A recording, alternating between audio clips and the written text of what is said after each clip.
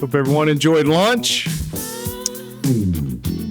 We are excited to begin honoring our Heroes of the Year. You know, our union, the National Association of Letter Carriers, represents nearly 295,000 active and retired city letter carriers that work at the United States Postal Service.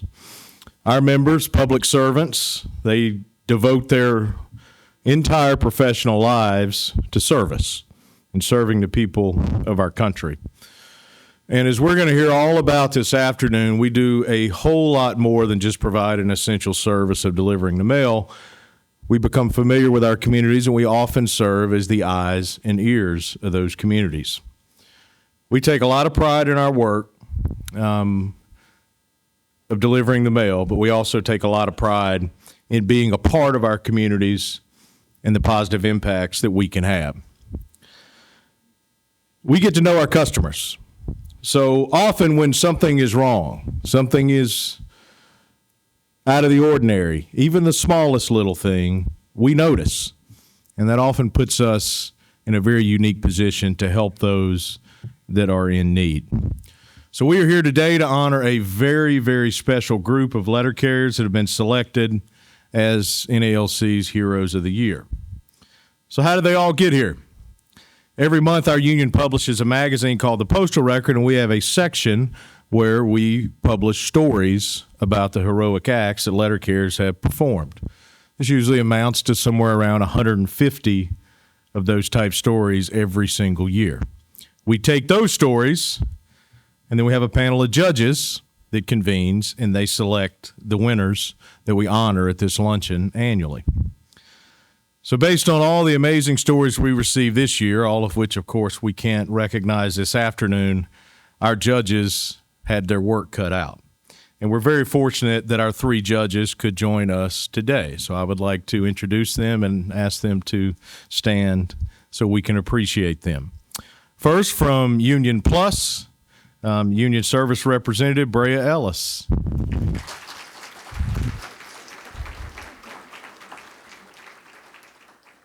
Cinema Marketing Specialist at High Rock, Devin Ziegler.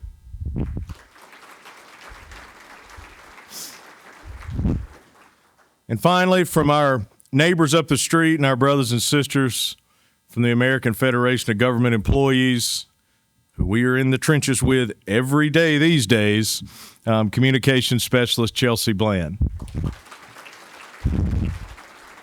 Thank you all for taking the time to review all these wonderful stories, and you put so much hard work and thought into selecting the winners. We very much appreciate you. Before we welcome our first hero to the stage, I would like to introduce some people in the room, and I will begin with the resident officers of our union, the NALC. I would also ask you to stand when I introduce you, starting with Executive Vice President Paul Barner.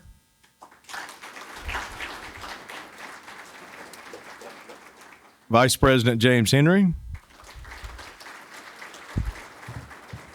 Secretary Treasurer Nicole Ryan. Assistant Secretary Treasurer Mac Julian. Director of City Delivery Chris Jackson. Director of Safety and Health Manny Peralta. Director of Retired Members, Dan Toth. Director of Life Insurance, Jim Yates. And Director of Health Benefits, Stephanie Stewart. We are also honored to be joined by NALC President Emeritus Fred Rolando.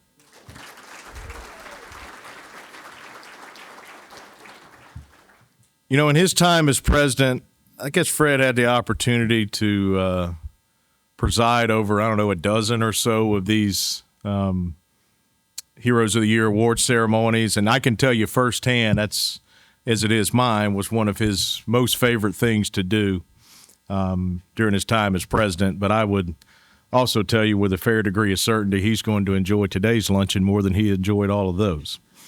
So, Fred, we're glad you could be here.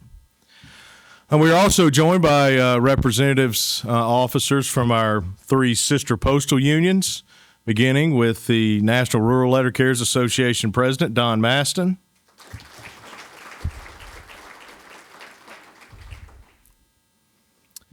You may know the American Postal Workers Union today has a day of action that is happening right now, where a lot of their members around the country are doing things around post offices and informing customers of the importance of the Postal Service. So Brother Demenstein asked me to convey his appreciation to everyone and congratulations to all of the heroes. From the National Postal Mail Handlers Union, National Secretary Treasurer Kevin Tabaris.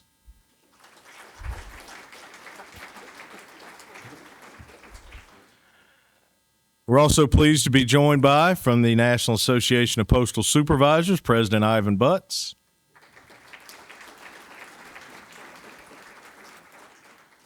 We also have members of the Postal Regulatory Commission that are here with us. The chair, Commissioner Michael Kubianda, was here a little bit earlier. Unfortunately, he had to leave for another engagement. We are happy to be joined, though, by Commissioner Ashley Poling and Commissioner Tom Day.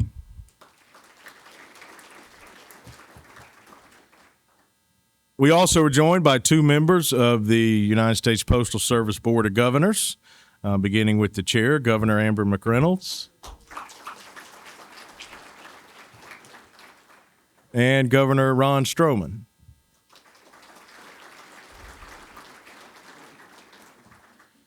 We have several members of the leadership over at the Postal Service that are here. I'd like to start by introducing Deputy Postmaster General and Chief Human Resources Officer Doug Tolino.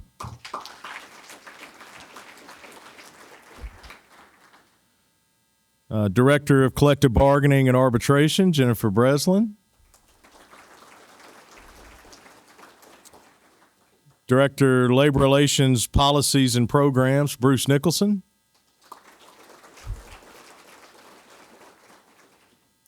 And Director of Contract Administration for us, the NALC, Jim Lloyd.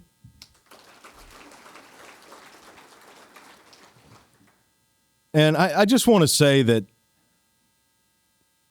express on behalf of our union our appreciation of the leadership at the Postal Service that for many years now has valued, appreciated, and recognized letter carriers that have performed heroic acts like those that we are going to honor here today. We very much appreciate your working with us and highlighting those special things that employees have done.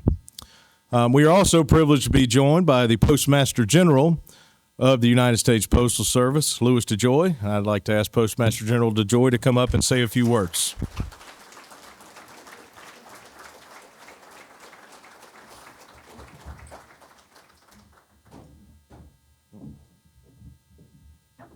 Thank you, Brian. Thank you, everybody, for having me. What happened, Paul? I didn't recognize you. Stand up. President of the Mail Handlers Union. We'll explain that in a minute. So I took your menu here. I was going over it. Because, yeah, this is a menu. All right, I'm going to take it back to my Doge team. I notice you're a little heavy on the appetizers, which I didn't happen to see any. Right? So thank you. Thank you, everybody. And I would say, let's not worry about anything, right? Let's just keep moving on, delivering mail. But everyone knows that our official motto is neither snow nor rain nor heat nor gloom of night will stop a carrier from delivering mail, right? We all know that. But that's not necessarily true. It's not true, right? You stop when you see something going on that shouldn't be going on, right? You stop. And that could be mail backing up at a residence, the smell of gas or smoke, an accident, when you're the first on the scene, like our National Hero of the Year, Tess DeSao, right? Tess, did I say that right? Yeah. And let me hear you say DeJoy. Let me hear. Come on. When these events happen, unexpected events happen, you take notice and spring into action and help people in distress. You do the right thing. That is what we honor here today. The heroic acts of these 10 men and women who did the right thing without hesitation. This is also why our letter carriers are trusted friends in every community. They are true public servants and true heroes with compassion, courage, and a sense of duty. And today, these 10 heroes are much bigger than themselves. They represent all our carriers, right, who each day humbly perform their duties and stop to bring both joy and assistance to their community, to individuals in their communities, and then simply go back on their routes and deliver their mail. In honoring you today, we honor all of them. Thank you for your dedication, and congratulations to all of you. Thank you, sir.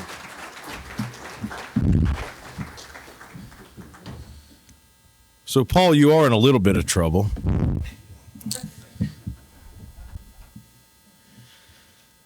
I failed to introduce because he wasn't on our original guest list because I thought he was out of town, so I'll take responsibility. The esteemed president, my friend and brother, the president of the National Postal Mail Handlers Union, Paul Hagrogian.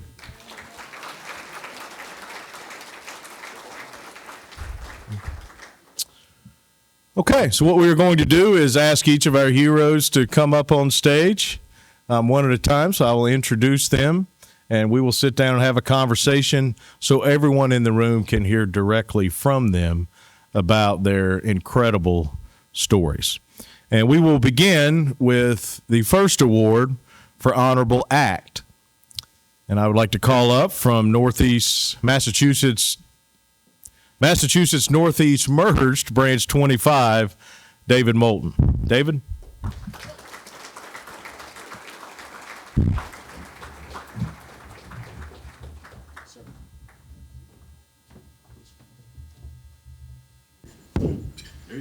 Thank you. We good? We good? Mine is too. Yeah. Okay, so one day you just noticed something in cold weather that struck you as being unusual. A little Yes. child, and just take it from there. Tell us what happened that day. I was out on my appointed rounds that day, and I was standing at a relay cam when a young boy, 3 years old, runs by me. He didn't have any shoes on. He didn't have a jacket on, a hat.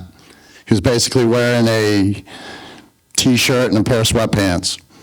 And I thought that was kind of odd, seeing that it was 30 degrees outside and I'm wearing 4 layers of clothes. He ran into a park, and I was like, where's he going, I stayed at the box for a minute, kept looking around. He didn't come back around. So I moved up to the next house, started to deliver.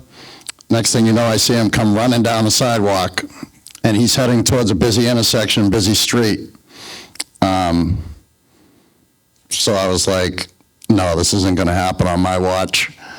So he was running towards a very busy intersection. I just dropped my bag, hopped down the stairs, and made a beeline straight for him, and hooked him up right before he hit the street. And you can imagine his reaction being grabbed by me. He's scared. He doesn't know me. He doesn't know what's going on. So he was wailing. And I took him back a few feet, sat him down, pulled off one of my sweatshirts, put it on him because he was beet red. He'd been out in the cold for 90 minutes. Nobody even realized that he'd wandered away from the daycare for that long. So, I immediately called 911.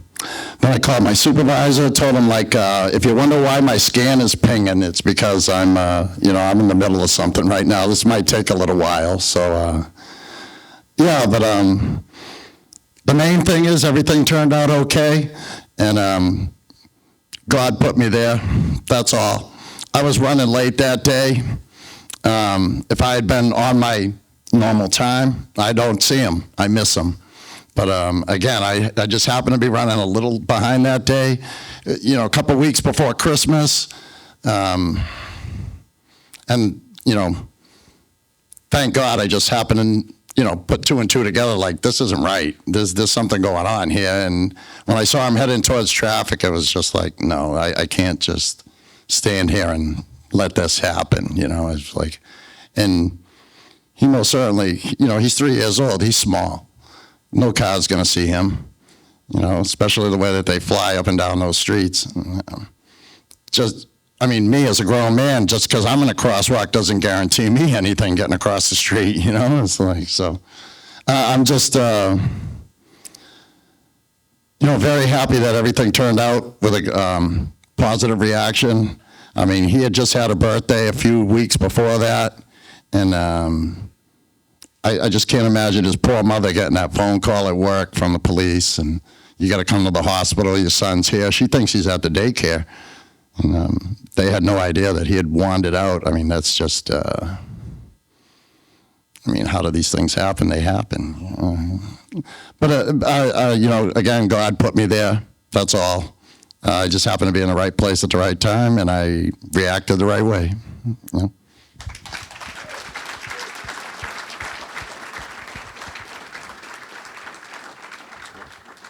So last night we had a dinner with the heroes, and I believe, David, you were the first one that spoke at the dinner. And I noticed something, and immediately we started talking about it, that a lot of you in this room have been coming to these events for a long time. And there's one common thread with every one of the heroes that at least I remember that we've ever honored, and that is that they think what they did was just no big deal, that anyone would have done it. And you expressed that. Oh, absolutely. Any decent, you're in a position to help. As a father myself, I have children. I would hope that if somebody would come to their aid if they needed help, it's if the roles were reversed. I don't think I'm a hero, not at all. I just reacted to a situation that unfolded in front of my eyes, and I did something about it, and that's the bottom line. Well, it is a big deal. Saving lives is a big deal. Yeah. Congratulations, David. Thank you. Thank you.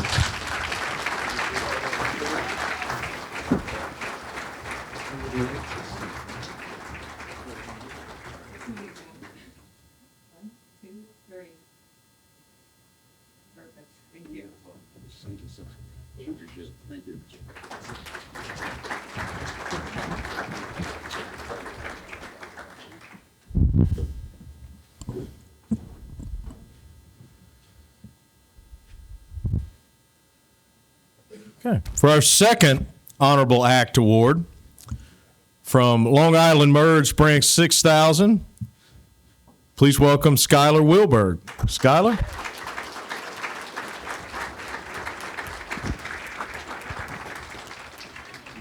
That's for you. Have a seat.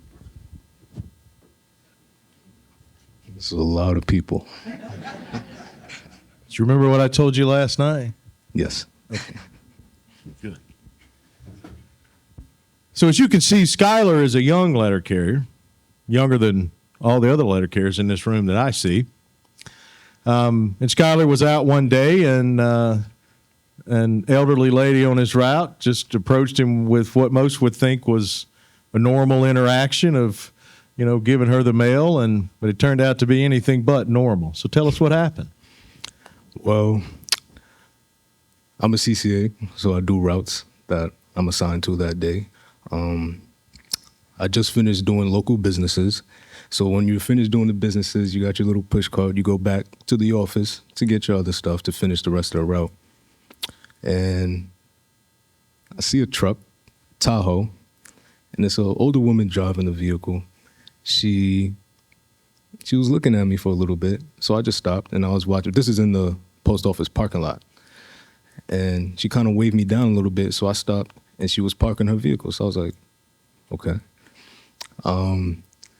She had 2 letters that she wanted to give me, and she thought giving it to me would be better instead of taking a trip inside the post office. It would save her some time. And as she's parking, so old Tahoes, I'm young, so I believe, when I get in the car, the first thing I'm doing, a shifter, I believe is next to me.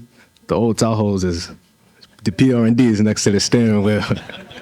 So she believed she put it in park, but it was in reverse. So as she's stepping out the vehicle, the door is just slowly moving backwards, and the door hits her. And somehow, both of her legs end up under the vehicle. So it's slowly moving backwards, and the tires is coming. So the first thing, I just dropped everything. I had to pick up the mail after, but it was all right. I dropped everything, ran over there, and like the previous guy just said, you don't think, you just spring into action. I ran over there quickly and dragged her from under the vehicle and made sure she was fine. And before it could hit postal property, the gate or whatever, so she didn't have to pay nothing.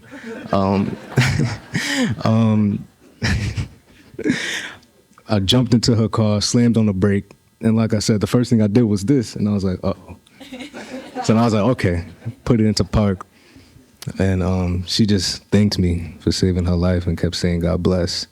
And I wanted to ensure that she was okay. So I was like, do you need me to call 911? I said it like 10 times.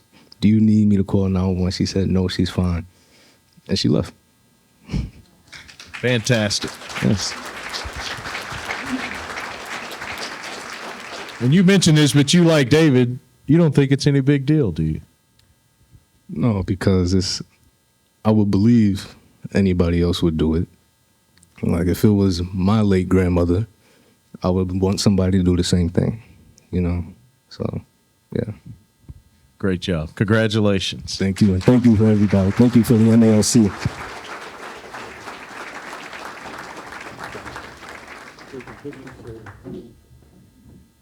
Right, 1, 2, 3. Smile. Come on. There we go. Thank you. Thanks, Skylar.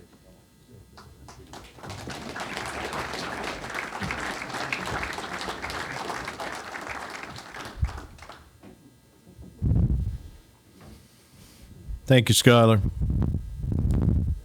Okay, next is the Vigilant Award.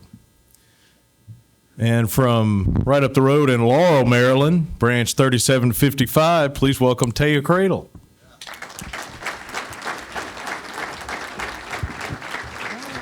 Okay.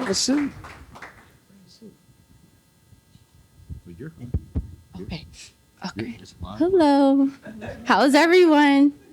Can you guys hear me? Okay. All right. Loud and clear.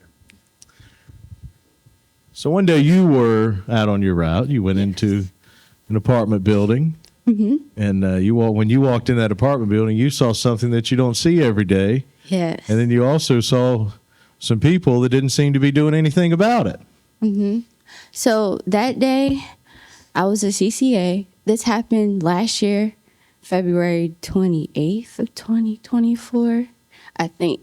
And I was a CCA.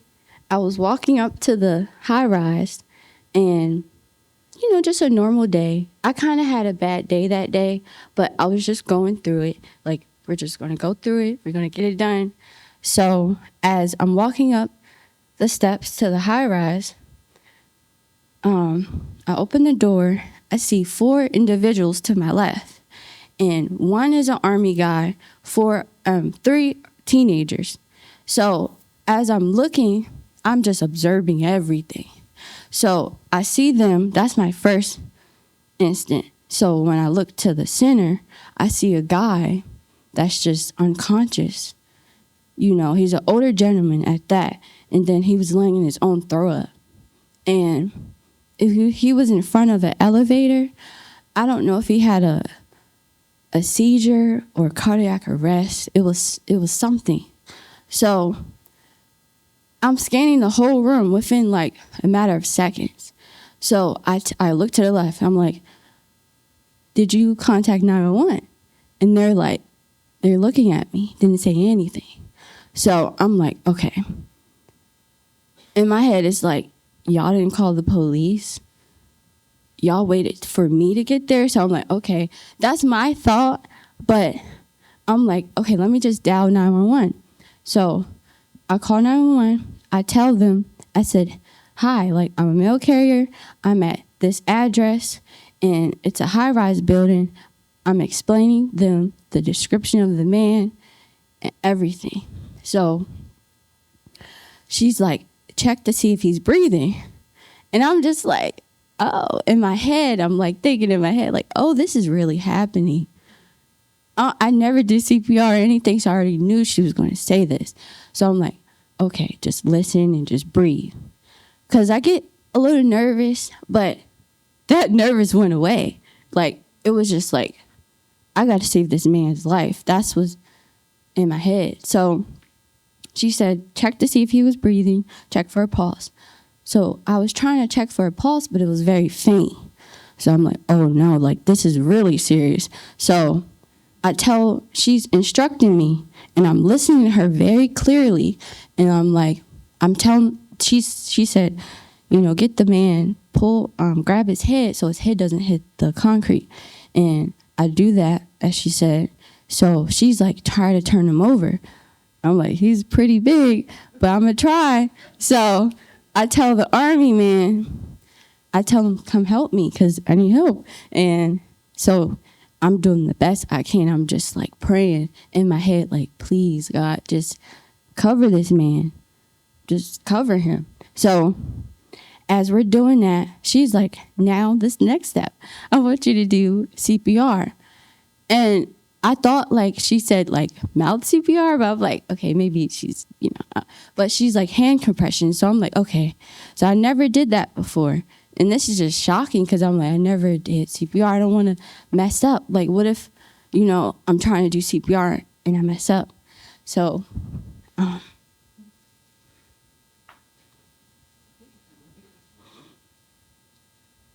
sorry.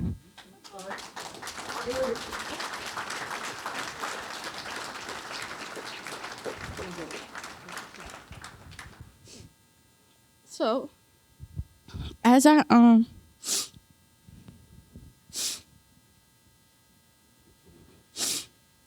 giving him, as she's instructing me to give him CPR, I'm just like, okay, I'm just listening and just listen, and still praying in my head.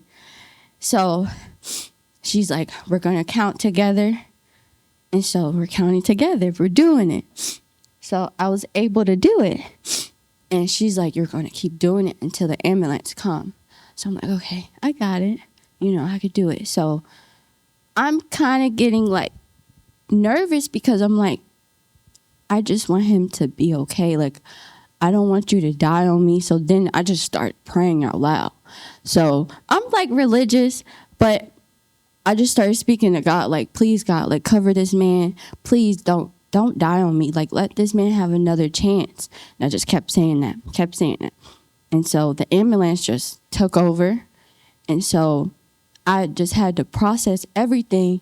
So I hid in the mailroom, and I just broke down in the mailroom, and I was hyperventilating. I was like, what did just happen? Like, did this just happen? And as I call my supervisor, as I'm like, okay, I'm still crying, but, like, I'm calling him and I'm letting him know, like, this is what happened. And so he's like, are you okay? I'm like, yes, I'm okay. I'm just, like, telling him what's going on. So I talked to the EMT and try to get their ambulance number for the unit and stuff. So as they're doing that, so the ambulance, one of the responders, they're trying to talk to me, explain to me what's happening, and they're like, you did a good thing. In my head, I'm just like, is this man gonna be okay? Like, I want to know. I would ride in that ambulance with him, but, like, I'm not family or anything. He doesn't know me. I don't know him, but that was my first thought. So when that happened, afterwards, I waited around for the ambulance, because I'm like, I'm not going anywhere until they're gone, and I know that he's all right. So I waited, and I spoke with them, and they were just telling me, like, you did a good job. Like, most people would not do that. And it didn't hit me. And it didn't hit me until like probably like months later. But my main thing, and I just kept asking, like, is he going to be okay? I want to know, like, can I get an update, at least something? So once that happened, the crazy thing, I went to work the next day because I was a CCA. I didn't want to, get in trouble. So, and so I broke down. I did. And I told my postmaster at the time that she's no longer here. But when I told her, she had no sympathy for me. It was, her first thought was, like, people are going to be after you. Like, who's going to be after me? I just helped save the man's life. Like, and you're worrying about who's after me. So, and I thank my union president, because if with him, like, he brought it to be known. And it just, makes me like smile because I did something. Yes, you did.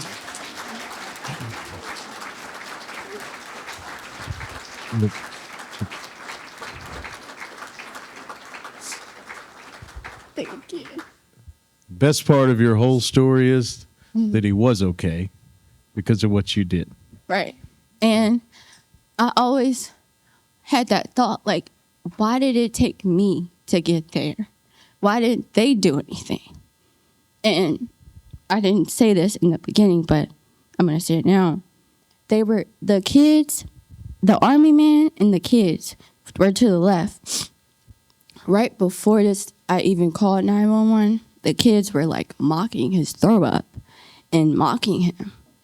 That is like disgraceful. That's evil.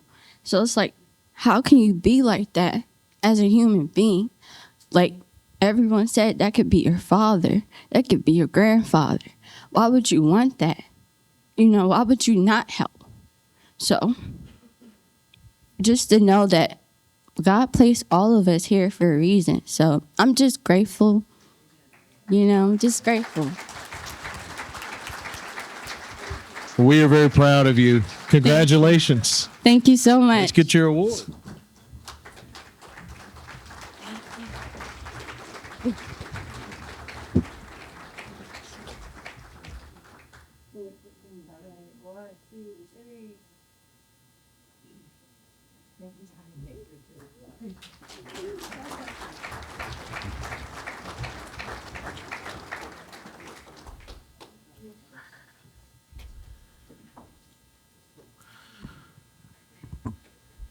Okay. For the next Vigilant Award from Branch 19 in New Haven, Connecticut, Michael Waite. Come on up, Michael.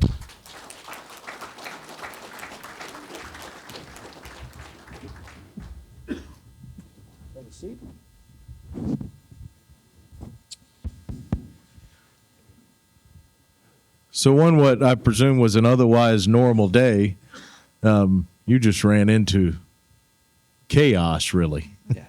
Let's tell us about it. All right. So my day that day, it was 5 days before Christmas, and it's my third or fourth week on a brand new route. Right, Paul? It's route, not route. It's third or fourth week. That's not the right person to ask that question. He brought it up in the car the other day, so I had to throw it in there. But I was on my route. I have I have a townhouse complex. It's 80 units that are split up into like 6 different buildings, and 80 units. That's a lot of stuff to carry. So on heavy package days, I drive around and drop off the packages before I do the mail. So that's what I was doing. I get to like the third building. I get out of my truck using the proper dismount procedures for all you safety people out there. There's no safety people here. And I drop off a package, and as I'm walking back to my truck, Guy comes staggering out of his apartment. He's wearing no shirt, just a pair of sweatpants, no shoes, no socks. Like I said, it's 5 days before Christmas in Connecticut, so it's pretty cold out. So I thought that was a little strange, and you could tell on his torso and his face he was covered in what looked like black soot. And I looked at his apartment door next, and black, thick smoke is billowing out. So I checked on him first. I said, are you okay? What happened? He was kind of out of it. He didn't really answer. And I said, at that point I had recognized there was a fire. And I asked him if he called 911. Again, he didn't answer. So I went ahead and called 911.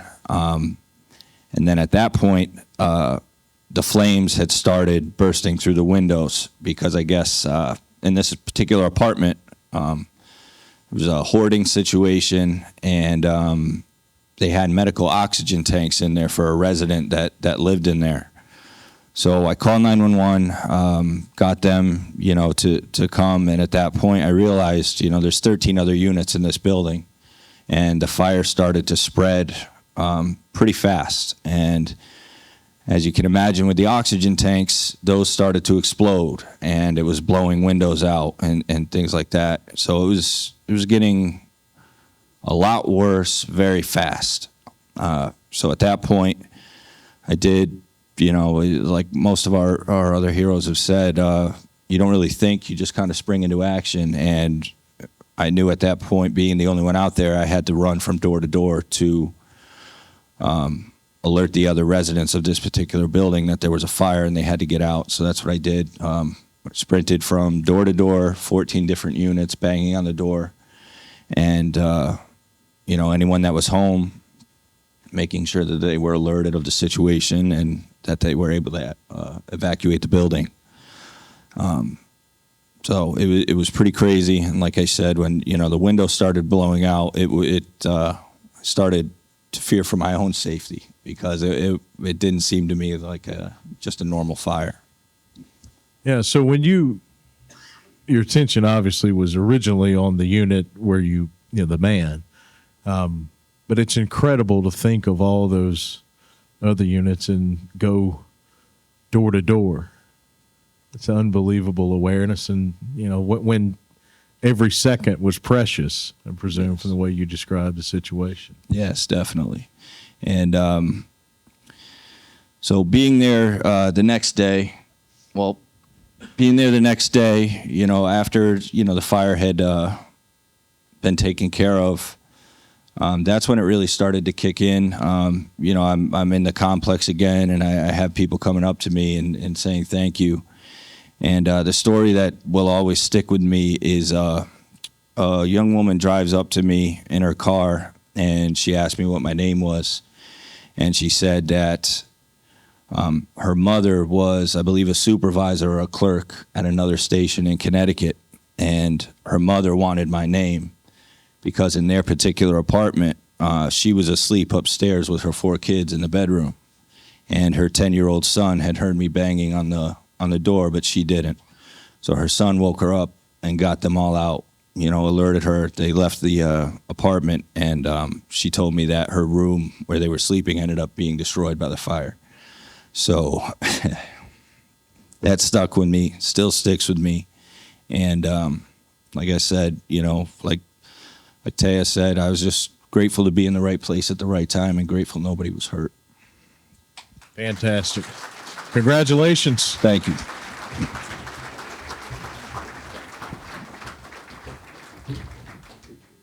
One, two, three. Perfect. Thank you.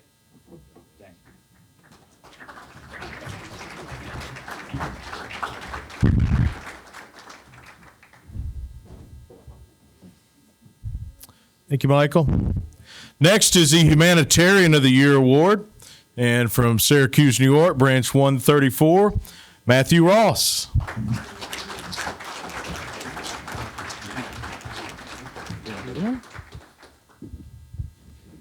Howdy. So you've done a lot of cool stuff I have. to help people. I think this one's really cool. So why don't you tell them about what you're Mine- being honored for here. Mine is a little different than all the other heroes. Sorry. No, you're good. Just hold up a little. There you go. Mine's a little different than all the other heroes. What you guys all did though is still amazing. I like to thank you all again, all the other heroes. But what I did took a lot of time, took effort, took a lot of connecting dots. I'm from Syracuse, New York. I got my orange and blue on for Syracuse University. I'd like to thank Syracuse University, all the students for paying the postage. But no, I was delivering to a middle school. Syracuse, New York's #1 in the nation. #1 in the nation for child poverty. Okay? So what I see every day and what you see every day are two different things. I was delivering the mail at a middle school, and I was doing a pivot before I got to my route, and was delivering this hotel, didn't think anything of it. But then when I got to the school that day, I realized I had my report cards coming back to the school from that same hotel. When I delivered the mail that day, I looked in the counselor's office, asked him if I could have a word with him. He said, "Yeah, what's up, Matt?" I said, "I noticed these report cards are coming in. And they're from where I just was. It's a hotel. It's about Christmas time. What's going on here with these kids?" He told me, "We got a problem here, Matthew. Some of these parents have called us. They need help and assistance. They're not going to have Christmas." Well, I said, that's not going to happen, first of all. Second of all, I get a lot of tips from my mail route on Christmas time, and I'm going to take those, and I'm going to flip it, and I'm going to be Santa Claus for all these kids. He said, "That's a tough task." I said, "How many kids?" He said, 3 families. I said, "How many kids?" He said, 7 kids. I said, "I don't know if I'm going to be able to pull that off. I can do 1 family probably for sure. But let me get back to you." So as Christmas time came, and the cards are coming in, before anyone ever gave me anything, they'd give me the card, I'd stop them, and I'd tell them, Syracuse is #1 in the nation for child poverty. I don't like that. I'm taking this card that you're giving me, and I'm putting it towards kids that don't have Christmas. When I mean they don't have Christmas, I'm telling you, I bought everything from the tree to the tinsel to winter clothing to video games, and most importantly, art. I'm a recovering drug addict and alcoholic. I use art as a therapy to get by in life. And I connect the dots with the students and the report cards and all of that stuff. When I told people that what I was doing, they just started reaching for more money. I was able to cover every kid in that school, every kid that needed something. Since then, going forward, I've been on TV a couple times doing some interviews. My supervisors didn't like. I'm sorry about that, but I've connected with someone. I'm a season ticket holder at Syracuse University. They went on the NALC website and they read about me. He pulled me aside at the game, gave me a business card, told me he's a vice president of a company that builds beds for kids and there's a long wait list. He gave me his business card and he told me, "Matthew, you ever see any kid out there that you feel the need and might not have a bed, you give him the number and you tell the mailman sent me." They skip the list. You laugh. They go right to the top. There's no waiting. We get it done immediately. Lastly, about the art. When I went to school, after I'd already done what I did, There was a kid in the counselor's office. He was snapping pencils. He was upset. I was a mailman just trying to use the restroom, minding my own business. I saw him snapping the pencils, and I stopped. And I poked my head in there, and I said, "Hey, what are you doing?" And he looked at me like I'm crazy. And I am crazy. And I started to pull out my phone, and I showed him some art and some paintings that I made, abstract. And he looked at me, and he was in awe. And I told him that art is very important, that we don't snap the pencils. We use them to draw. So I challenged this kid to draw me something. A week went by. I'm in the school again. Get dragged into the counselor's office, and there he is, smiling, ear to ear. He painted me 2 paintings. They're in my art gallery. I own my own business outside of here, and I wouldn't sell those for $1 million. They're the most important pieces that I own, that I have, that are painted by a 13-year-old boy in 8th grade. Wow. Doesn't know me, but I gave him hope and I gave him an outlet. And that, as a mail carrier, that's the most important thing that I could ever do, is give back to my own community. I appreciate all the heroes today with your art. Appreciate you, Mr. DeJoy, and your daughter with your art, and I appreciate you, sir. Thank you, brother. Congratulations.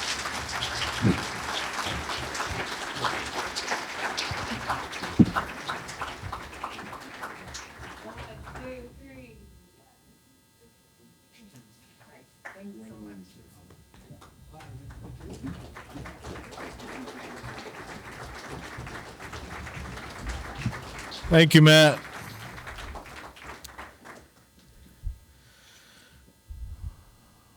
Okay, next we have our partnership award.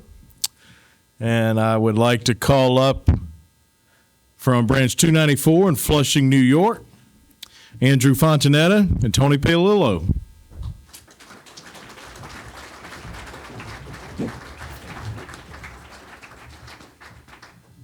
You guys got to decide which one to get. I know. Let me. That's the whole idea. I promise I won't. Andy's not going to get loud the as mic yesterday. down. Yeah. So, Over under, right? yeah, they're taking pools on how long Tony's going to talk. I promise I'll keep it short today. I got to say first, the folks from Branch, they're some of my favorite people in the world. The people in this branch for years have done literally everything well. But they've done one thing that is really unique. And I'd love for you to tell them fairly briefly about the history. I like Just all about the history of it. Okay, I like the and way what you. the branch has done. Sure, Brian. I like the way you put in fairly briefly. Yes, it began in 2001. Branch 294 began to host blood drives. And we started just doing one a year. And then, you know, we saw it was growing. Little by little, we were getting more people that wanted to donate. And then we said, you know what? Let's do 2 a year. And then I think it was in 2010, we went from 2 a year to 3 a year. We do 1 in the winter, 1 in the spring, and 1 in the summer. And it's really incredible because we also, in conjunction with our blood drive, we recognize our branch heroes. Somebody from our branch that done something nice on their route, gave to the community, and we also recognize them also. And then with the blood drive, we also have raffles. Prizes. Anybody that donated or attempted to donate, they, go in the raffle and get a gift. And I can't emphasize enough as far as donating blood. Just what a feeling it gives you, knowing that you're making such a significant impact on the community. And it's really basically very straightforward. You even, believe it or not, you get like a little mini physical, and you could identify some of the health issues you may have. If you got low iron, if you have high blood pressure, at least that will be revealed also. But, I myself, I'm blessed where I'm in a position and healthy enough to be able to donate. So I said, every opportunity I get, I make sure I donate. And, in this country, there's about 2% of the people that are actually eligible to donate blood, and yet they don't. Think about it, 2%. And it seems like, I think I read this somewhere, every 2 seconds in this country, there's a need for blood. Think about that. There's a constant emergency shortage throughout this country for blood. So, it's something that basically a simple, straightforward process, but believe me, the impact you can make is immeasurable. One donation saves up to 3 lives. Think about that. Fantastic. Okay. Andy? Hi, he pretty much covered a lot, but I just want to touch on a few things. One donation does save up to 3 lives, and from our branch, we saved over 4,500 people since we started. So that's a lot. Thank you. And the blood drive is starting to snowball. Once you donate, you get on the New York Blood Services mailing list. They email you, they text you, and we find out people are coming back and they're bringing friends, and it's really snowballing, getting bigger and bigger. We also, as he said, we raffle off things. We feed them. We have pizza, heroes, hot dishes catered. So it's really a good time. And unlike our union meeting, the blood drive is for everybody. And the raffles really help. We usually announce at our union meetings if anyone has any gifts that they really don't want, that they didn't open, kindly donate it to us so we could raffle it off. There's a pretty big crowd here. It's March. The holidays were a few months ago. So if anyone has any gifts at home that they didn't like for the holidays, I'll give you the branch office. If you could mail them to us, we'll gladly raffle it off. And also, we're hoping that a lot of people hear our story and go back to their branches and try and do their own blood drives. It's really not that difficult. Start out with 1 a year like we did, and hopefully, will turn into a huge success. And in closing, I just want to say if 1% of more Americans donate blood, you'll see the blood shortages start to dry up, according to New York Blood Services. Thank you. Thank you, Andy. So our humanitarian award is in some ways a little different than the other awards because there's so many people that have been involved in this over the years, and I know you guys will do this, but on behalf of all of us here and all the members of our union, please convey to all the members of Branch 294 our appreciation and congratulations for receiving this award. Thank you. Thank you. I'm really humbled to have this award and be part of this, and our fellow heroes are absolutely incredible, and I thank them, and I thank you, Brian. All right, so we got one for each of you. So, All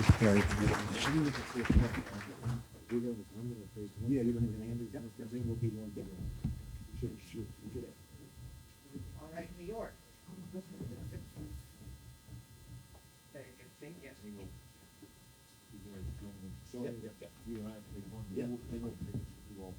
Sounds good.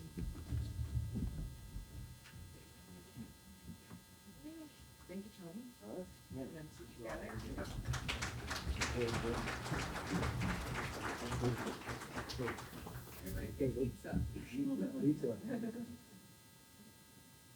Thank you.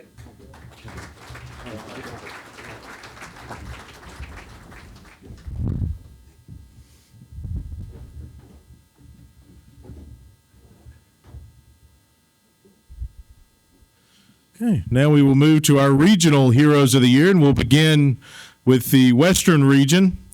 And our Western region hero of the year from Branch 10 in Topeka, Kansas, Jerry Loney. Oh, my friend. I waited on you to get done. Thank you. Hey, Love you, man. have a seat. All right, so Jerry, you were out delivering mail one day, and you came across a sight that probably very few people have ever seen. That scary, sounded almost like something out of a horror movie. So tell us about it and tell us what happened. Okay, I was just finished my. Is this turned on? Yep.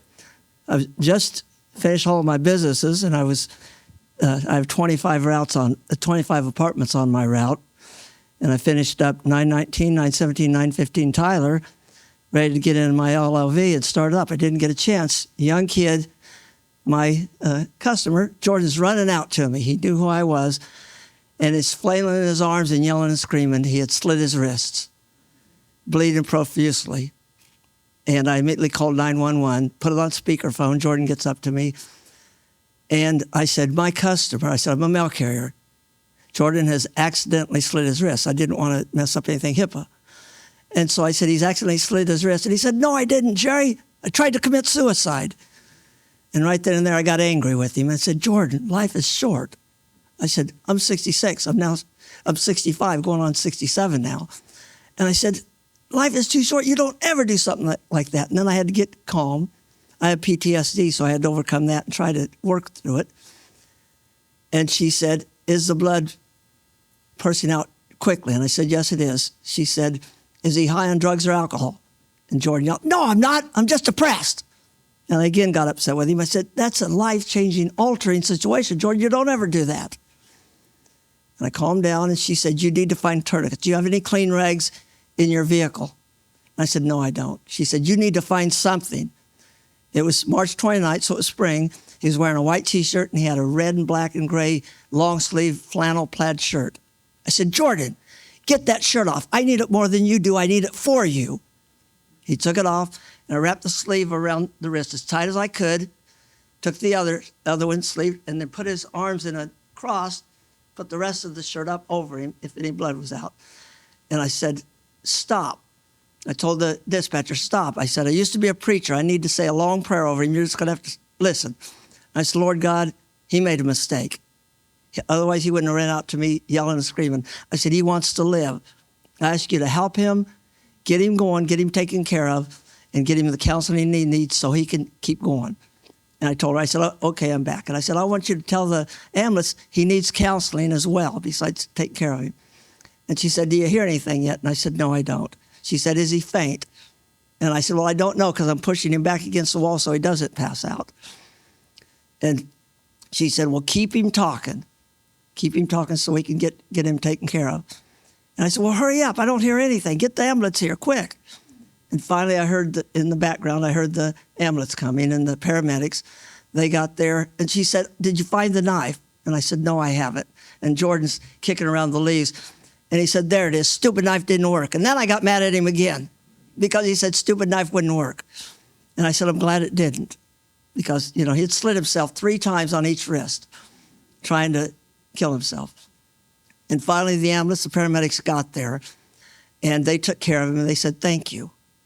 And they got him in the stretcher, and then the police came along, and the police said, thank you. And that's all they said. And I said, for what? And they said, the street isn't well traveled very often. It's a one-way street. And they said, anybody else would have saw a young kid waving his arm, bleeding profusely. They would have swerved around and took off and said, we don't want to get involved. We're going to leave. And I said, well, what am I supposed to do? I said, I wasn't brought up that way. I follow the golden rule, do unto others as you would have them do unto you. And then the cops took my information and said, you just saved that kid's life. They said, thank you very much. And then last Thursday, I met with Jordan, took him out to lunch, and I talked to him, and he knows I'm up here. And I said, Jordan, I'm not the winner of the Western Division of the Hero of the Year Award. I'm the recipient. I said, but Jordan, you're the winner. Mm-hmm. And he said, I don't understand that. What do you mean? He said, no, you're the winner. I said, no, I'm not. I'm the recipient of this award. You're the winner because you got a second chance at life. I said, you're living again because of me.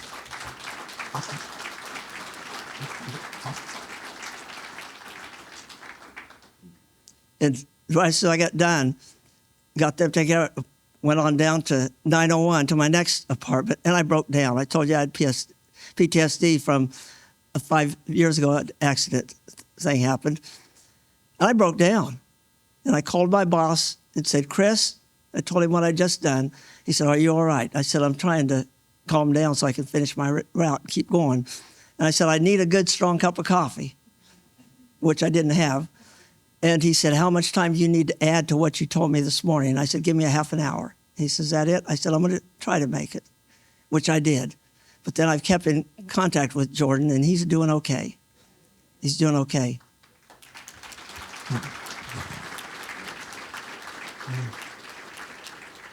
Very well said. And I would bet that you'll continue to check in on Jordan, won't you? All the time. Absolutely. All the time. We appreciate you very much. Congratulations, Jerry. Thank you, my friend.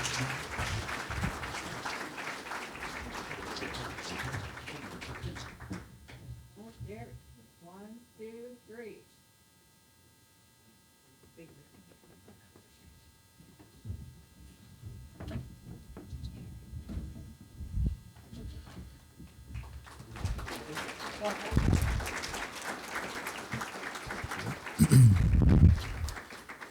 Next is our Central Region Hero of the Year from Branch 256 in Flint, Michigan, Rungpet Bodner. Come on up, Pet.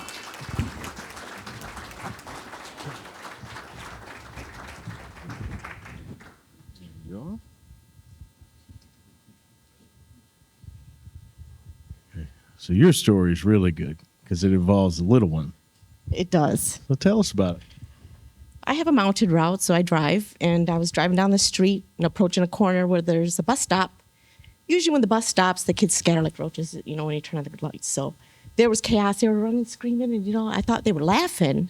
I'm like, wow, they're really excited because it's a warm day today. It was April. I thought they're really excited today.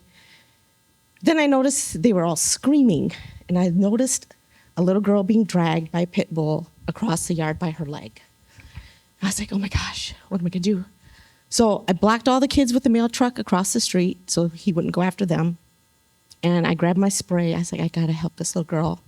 And there was a mother there, not her mother, who was trying to grab the little girl from the pit bull's grasps. So I jumped out of the truck. I thought, I hope I don't get written up for this because I didn't have time to grab my satchel. But there was no time.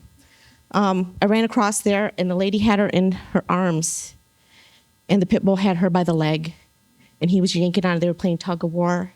So I got as close as I could because the last thing I want to do is spray the mom or the little girl. So I got within a foot, sprayed him in the eyes. He let go of her.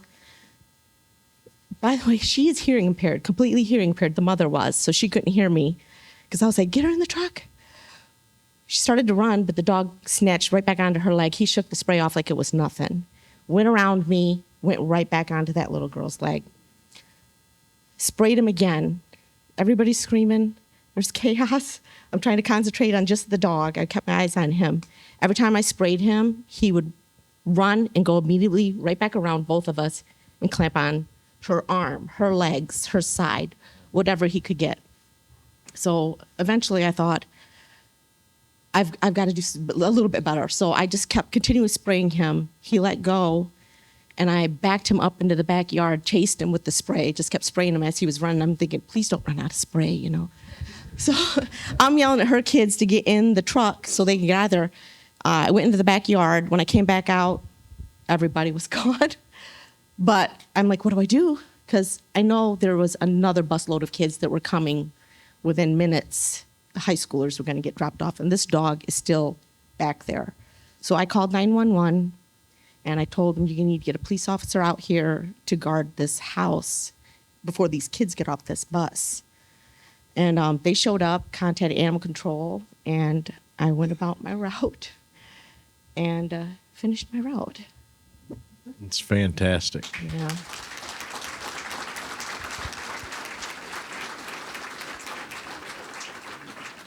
The dog, as they often are, was very persistent, Very persistent. but you were more persistent. Yes. The police officer showed up at the office, the station the next day, wanted to talk to me. I thought he just wanted a statement.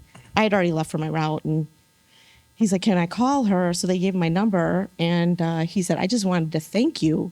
He goes, it was the worst mauling I had seen. And he goes, you probably saved her life, but at the minimum, you saved her arm because the dog had almost ripped her arm off. But she had a lot of surgeries. she was in the hospital for about a month, and before she went back to school, she was doing really well. She comes up to me and gives me hugs. Every time she sees the mail truck, she comes running. That's the best. That makes it all work. Yeah. Congratulations. Thank you.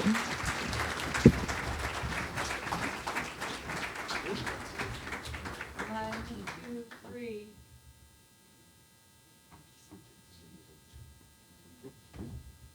You better. You'll be in trouble. I got it. All right. Thanks.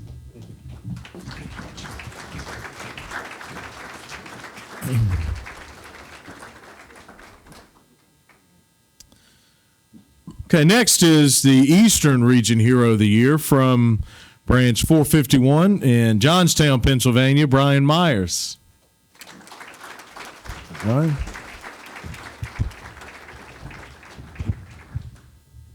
For you? Have a seat. Okay. So one day you're out on your route and you see, I guess the best way to describe it is people fighting. People fighting. And then it went from there. So tell us about it. Well, I was on my route. Next thing I know, this guy's yelling for help. And here's the halfway house. Everybody know what a halfway house is. It's when someone's halfway out of jail and halfway trying to get back into society. And so they're fighting. Here the guy's yelling for help, and here he got stabbed twice in the stomach. So the only thing I could think of doing is running up to the guy and taking him down to the ground, which I did. I took him down, held him down on the ground until the police came. And while I was holding him on the ground, he's kind of saying to me, "Mailman, let up on my arm." I said, "Okay," but I said, "If you try to get up," I said, "I'm going to make it hurt more." And so I held him there till the cops came. Well, one time the cop was past the house, and I'm like thinking, "Oh boy, here we go." I thought he passed the house, but here, two more pulled in front, and here the other cop come running around the other side. So he took care of everything. I left him have the guy and stuff. The guy got stabbed twice. He made a full recovery, but he almost got stabbed in the spleen. They said it was like a centimeter more, he would have bled to death. So, yes, and I don't think I was a hero. I did what I had to do. I stepped it up. Never thought of it. Yes, because if you think of something, then you don't do it right. You just don't think, go do it and get it done.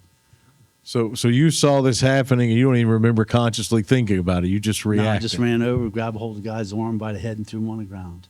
Yeah. And the knife was in the other hand because everybody's there. Like, you could have got stabbed. I said, I had it under control. Yeah. And then that evening, I go home to my wife, and she said, "Oh, how'd your day go?" And I said, "Oh, this, and this." And so we're just standing there, and everybody eat dinner. And I said, "Oh, by the way, guess what I did today?" And she's like, "What?" So, I mean, that's just the way it went, yes. Yeah. And the guy, he's doing well. Awesome. So, well, it's incredibly courageous, and if you had not done that, who the guy knows might what have would died. He have could have got stabbed again, maybe. Exactly. Yes. Well, great job. We're very proud of you. Congratulations. Thank you. Thank you.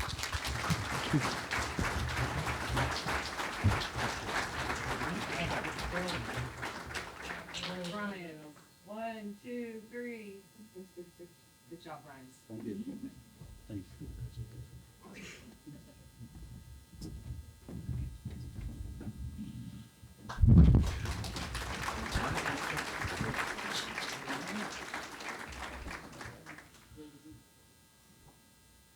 Okay.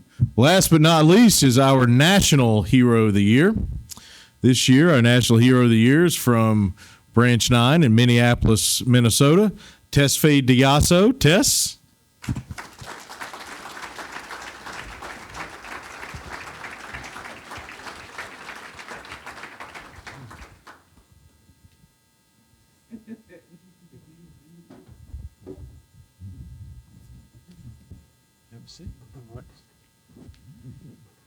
There's a lot of people. You remember what I said last night, though? Yeah, I'll try. Okay. Everyone else did, Okay. I think. Yeah, I never speak this with this many people.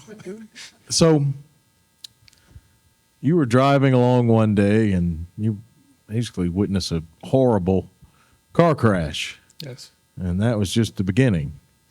So tell us what happened from there.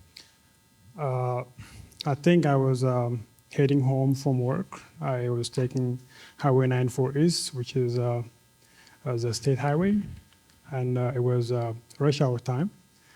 While I was driving, I noticed there was a car just passed me, and he hit the curb, and then he also hit the light pole on the highway, and then everything happened so fast. Everything happened so fast, so I don't know what to do. I only watch those kind of situations on YouTube, but I never seen it in the real life. And I just pulled over. It was so scary to pull over because everybody was driving like 60 miles an hour. And then I just pulled over. I parked my car. I ran back to the car. There was a UPS guy was running with me. And then by the time when I get there, the car already caught on fire.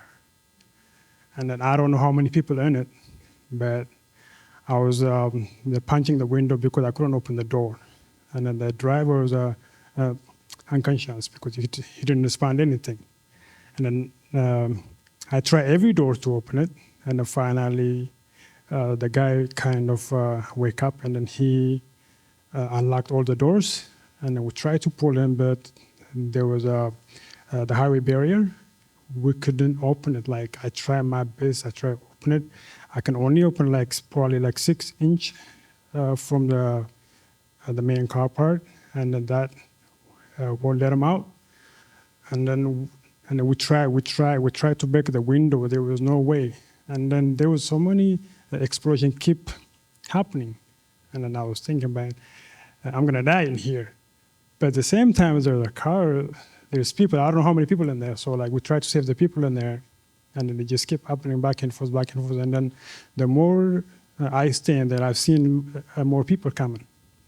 And finally, so many explosion happens. After that, there was one guy from the highway patrol guy. He came in and he broke the window, and then we were able to pull him out from the car, and then he didn't get hurt. I think that's everything that happened. Everything happened so fast. It's amazing. So this car catches on fire, and there are literal explosions happening Just like under the hood of the car. The fire is coming over his head. And the reason I know all this, there's a video. Yes. There's a video of this. I did not watch. I want you to tell them about the fire and the heat and what you felt. Oh my God. The flame was really, really hard to get to that close. And then every time when the wind blows toward us, it was so burning. And then we just kept going back because we have to save this person, because this person have nobody to get help with. So like we couldn't call 911 because it was rush hour time. I don't think they would make it on time. That happened between 3 to 5 minutes. After we put the guy out, the whole car just burned like within a second. And if those people, if we call 911, I don't think they'll make it on time. And then I'm glad I stopped first because everybody was driving so fast. And then after I stopped, everybody came to help. By the way, I don't think I was a hero. I was just doing what I was supposed to do as a human being. We think you're a hero.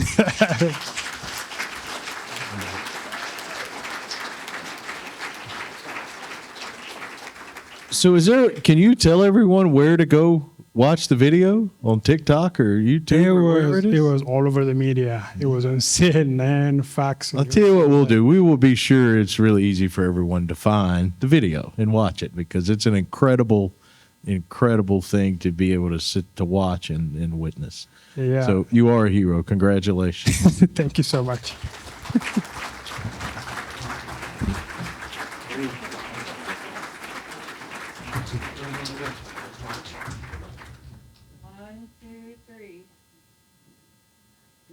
So thanks to everyone for joining us. A special thanks, of course, to our heroes and their family members, their branch presidents, their national business agents. Several of them have traveled here to be with us today. You know, as you heard from each of them, there really is one constant, as I mentioned earlier, about everyone that we honor. They just think it's no big deal, and it's just part of what we do. And while it is true that it's part of what we do in serving our communities, there's still extraordinary acts that you're the humility you all display, I think, makes them even more admirable. If those of us in this room, those that watch this video into the future, you really take one thing away, I hope it's that they realize that what letter carriers and the Postal Service do is way more than simply delivering the mail. Letter carriers serve our communities every single day in more ways than one. We deliver mail, but we look out for those that we serve, and for every heroic story like we talked about here today. Literally every single day there's some relatively small deed that no one ever knows about that positively impacts the people that we've served.